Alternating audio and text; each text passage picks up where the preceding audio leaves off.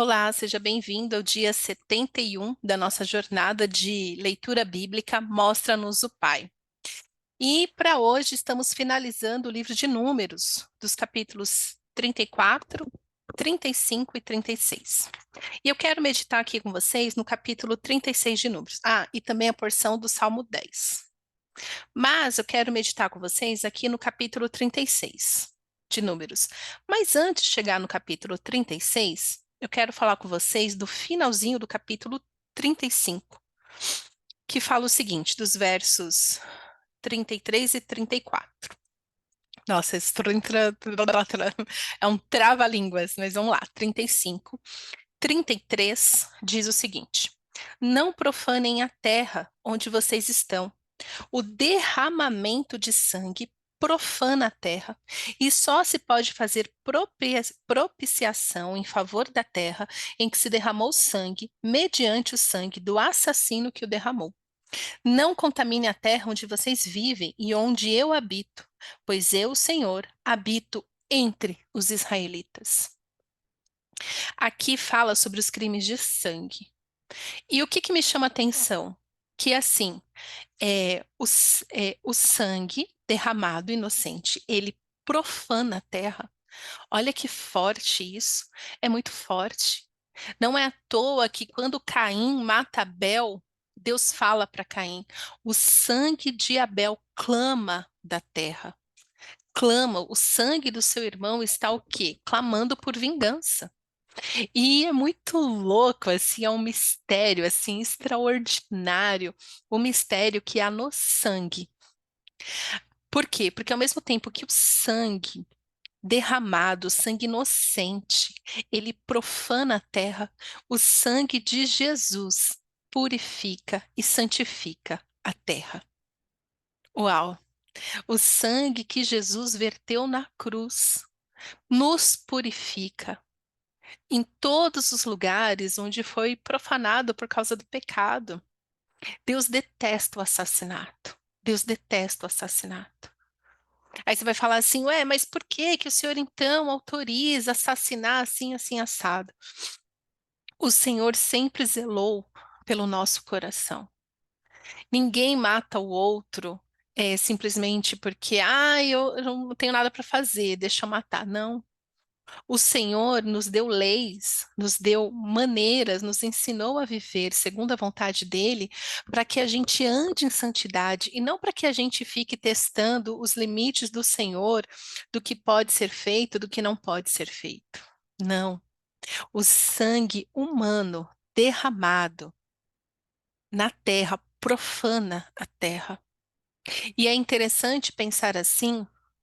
Eu acho que eu já comentei aqui, se eu não comentei, vou comentar agora dessas pessoas que têm um histórico de assassinato nas mãos. Bandidos, policiais. Essas pessoas geralmente são muito atormentadas, pelo menos as que eu já conheci, que tinha sangue nas mãos, ou seja, que já tinham matado outras pessoas. Essas pessoas, elas são muito atormentadas. Por quê? Porque elas realmente precisam é, se apropriar do sangue de Jesus para ter a sua vida purificada, para ter a sua terra restaurada. Terra aqui é tanto a terra, né, onde você planta, colhe e tudo mais, mas a terra também simbolicamente é o nosso coração, é a nossa vida, né? A terra é se você é fértil ou não, se você dá frutos ou não. E aqui a palavra do Senhor diz que a terra foi profanada. Então aqueles que têm sangue nas mãos pode ter a sua terra o quê? Profanada, uma terra que não dá frutos, uma terra que vive seca, vive doente. Somente o sangue de Jesus, o sangue perfeito de Jesus vertido na cruz, é que cura esta terra, é o que restaura essa terra.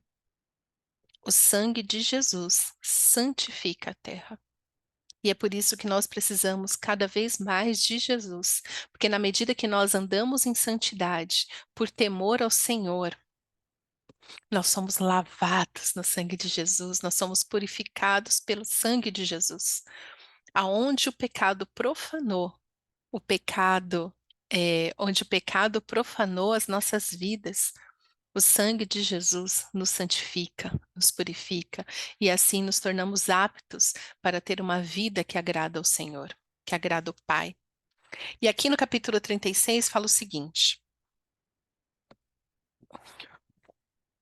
os chefes de família do clã de Gileade, filhos de Maquir, neto de Manassés, que pertencia aos clãs dos descendentes de José, foram falar com Moisés e com os líderes, os chefes das famílias israelitas, e disseram: quando o Senhor ordenou ao meu senhor que por sorteio desse a terra como herança aos israelitas, ordenou que vocês dessem a herança do nosso irmão Zelofeade às suas filhas. Agora suponho que elas se casem com homens de outras tribos israelitas. Nesse caso, a herança delas será tirada da herança dos nossos antepassados e acrescentada à herança do tribo com a qual se unirem pelo casamento. Quando chegar o ano do jubileu para os israelitas, a herança dela será acrescentada da tribo com a qual se unirem pelo casamento, e a propriedade dela será tirada da herança da tribo de nossos antepassados. Então, instruído pelo Senhor, Moisés deu esta ordem aos israelitas: a tribo dos descendentes de José tem razão. E isto que o Senhor ordena quanto às filhas de Zelofeade. Elas poderão casar-se com quem lhes agradar, contanto que se casem dentro do clã da tribo de seu pai. Nenhuma herança em Israel poderá passar de uma tribo para outra, pois todos os israelitas manterão as terras das tribos que herdaram de seus antepassados. Toda filha que herdar terras em qualquer tribo israelita se casará com alguém do clã da tribo de seu pai, para que cada israelita possua a herança dos seus antepassados. Nenhuma herança poderá passar de uma tribo para outra, pois cada tribo israelita deverá manter as terras que herdou. As filhas de Zelofeade fizeram conforme o Senhor havia ordenado a Moisés. As filhas de Zelofeade, Maalá, Tirza, Hogla, Milca e Noa, casaram-se com seus primos paternos, dentro dos clãs dos descendentes de Manassés, filho de José, e a herança delas permaneceu no clã e na tribo de seu pai. São esses os mandamentos e as ordenanças que o Senhor deu aos israelitas por intermédio de Moisés, nas campinas de Moabe, junto ao Jordão, frente a Jericó. Ai, gente, como é bom pertencer a um Deus de justiça. Eu amo este versículo que fala assim: elas, eis que o Senhor ordena, elas poderão casar-se com quem lhes agradar. E isso o Senhor fala para mim e para você hoje. Se você é solteira, se você é solteiro e está ouvindo este áudio hoje, eu quero proclamar a bênção do casamento sobre a sua vida, desde que você siga as ordenanças do Senhor. Quando nós buscamos o Senhor, Ele revela a sua vontade, o seu coração para nós. E quanto mais nós o buscamos, quanto mais nós o conhecemos, mais Ele se revela e mais da sua graça, da sua misericórdia nós experimentamos, porque Deus é bom. E Deus fala o seguinte: olha, casa com quem você se agradar. Nós vivemos tempos que eu acho, né, quando a gente fala com com o povo, acho que sempre foi assim, né, na questão de casamento, com quem eu vou casar, meu Deus do céu. Eu acho até mesmo quando os casamentos eram dados, quando os pais é que arranjavam o casamento dos filhos, né, já devia ser um tormento, porque casamento é um compromisso para a vida inteira.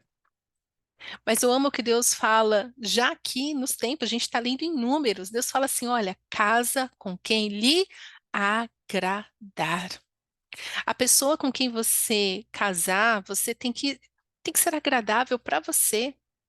Eu sei que eu ainda estou solteira, por enquanto, em nome de Jesus.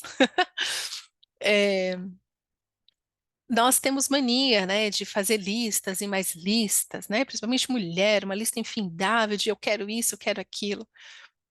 Mas e se você começasse a orar para que você encontrasse alguém que lhe fosse agradável e que você também fosse agradável a ele? Uma pessoa agradável. Eu costumo falar que uma pessoa cheia do Espírito Santo é o melhor tipo de pessoa no mundo para você se relacionar, porque é uma pessoa cheia de Jesus. Mas Deus continua, olha, a pessoa tem que lhe agradar, mas tem que ser do mesmo clã, tem que ser da mesma tribo. Ou seja, vocês têm que ter as mesmas convicções, porque vocês vão partilhar as mesmas terras. A sua herança é a herança dele. Entende? É muito mais profundo do que um pedaço de terra. É herança da religião, é herança do conhecimento do Senhor. Quer se casar? Case-se com alguém que lhe seja agradável. Eu amo que o Senhor não coloca assim, olha, vocês vão casar e coloca assim, ah, mas tem que ser assim, assim, assado. Não, a primeira coisa tem que ser agradável. Agradável na personalidade, agradável no trato, agradável no olhar. E ele fala isso para as mulheres. Mulheres, casem-se com quem lhes agradar. Porque às vezes, né, pelo menos eu tinha essa impressão de que só os homens podiam escolher as mulheres, justamente por ser casamento arranjado. Mas Deus está falando aqui para as mulheres. Olha aqui, mulher, deixa eu te falar. Você pode casar com quem lhe agradar. Você não é obrigada a nada.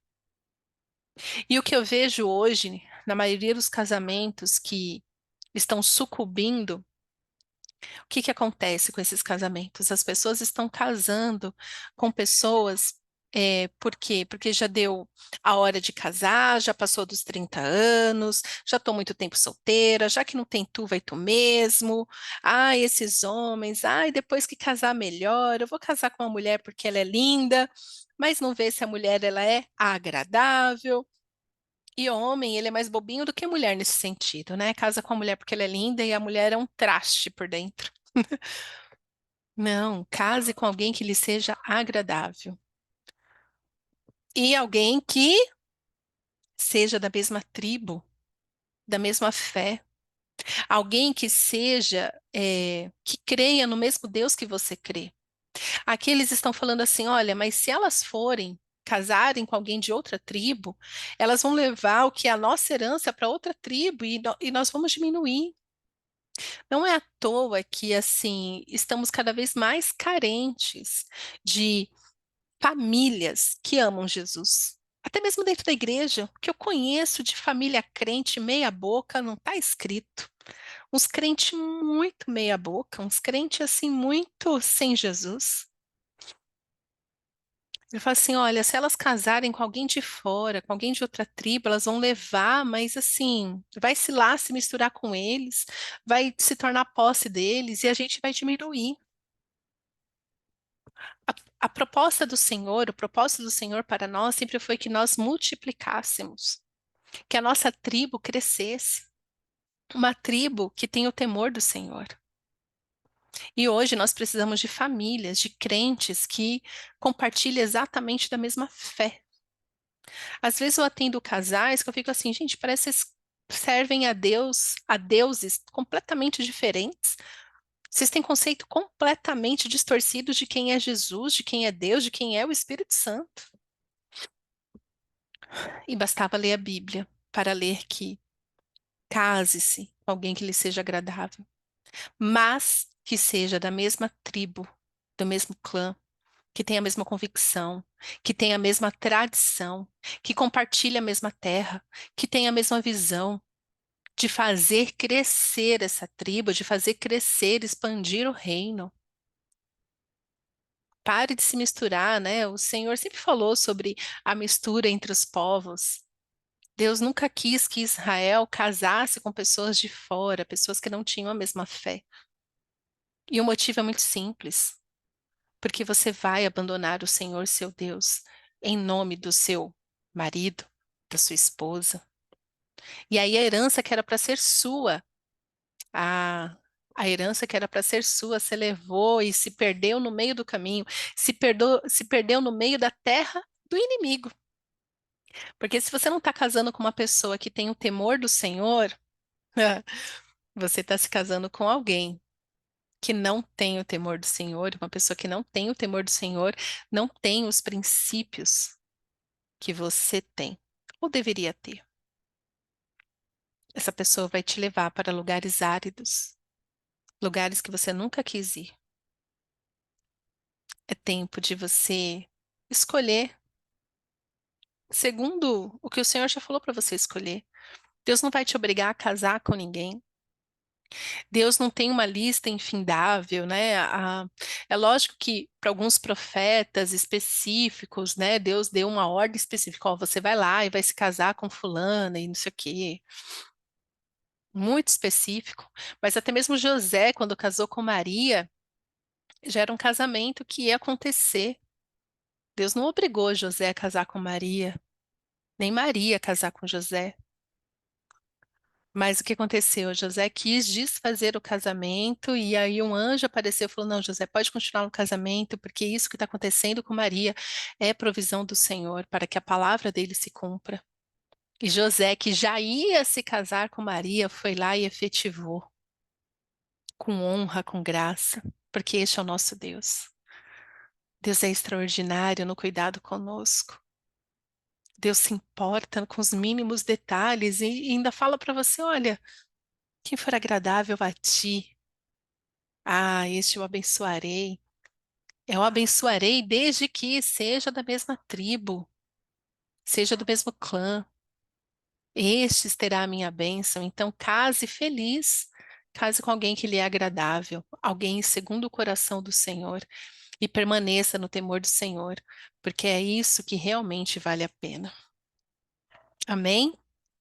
Pai, obrigada pela tua palavra.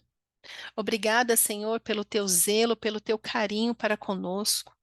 Obrigada, Senhor, porque mesmo quando nós somos assim tão rebeldes, achando, fazendo tudo muito complexo, quando na verdade a vida com o Senhor é muito simples. O Senhor nos dá, Senhor, a alegria, o prazer de nos conectar com pessoas que nos sejam agradáveis. E a única coisa que o Senhor pede é que seja da mesma tribo, da mesma convicção. Então eu te peço, Senhor, pelos solteiros que estão ouvindo este áudio agora, que este solteiro se volte para ti e pergunte para o Senhor quem o Senhor tem para ele, que ele responda honestamente: que tipo de pessoa me agrada? Que tipo de pessoa eu seria feliz em amar e por quem ser amada? Por quem ser amada? Abençoa, Senhor, para que este solteiro que agora me ouve tenha um casamento, ó Pai, abençoado por ti. Que essa pessoa busque alguém dentro do seu reino para fazer a sua vontade, para expandir, ó Pai, o seu reino aqui na terra. Abençoa, Senhor, este solteiro com um casamento, segundo o seu coração e a sua verdade. É o que eu te peço, Paizinho, em nome de Jesus. Amém.